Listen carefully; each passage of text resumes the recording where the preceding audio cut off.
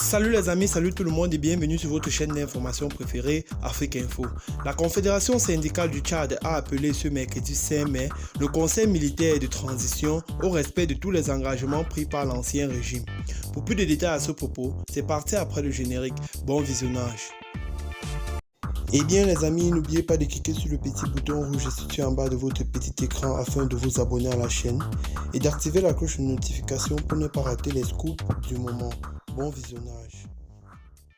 La Confédération syndicale du Tchad a, au cours d'un point de presse fait ce 5 mai 2021, appelé le Conseil militaire de transition à préserver les acquis sociaux et à organiser un dialogue inclusif pour le maintien de la paix. Paix et dialogue, conditions sine qua non pour le développement socio-économique et stabilité politique du Tchad, est le thème retenu cette année pour la fête de travail par la Confédération syndicale du Tchad. La CST profite de cette occasion pour demander le respect de tous les engagements vis-à-vis des travailleurs, plus particulièrement le paiement régulier à temps échu des salaires des travailleurs, des pensions des retraités et des bourses des étudiants, ainsi que l'apurement de quelques arrières des salaires et subventions en souffrance au trésor public, évoque le président de la CST, Mohamed Tahi Hassan. À la suite de la rencontre du 30 avril avec le président de transition, la CST dit avoir eu l'assurance du président du CMT du respect des engagements pris par le gouvernement précédent et la nécessité de continuer les négociations en vue de la signature d'un pacte social.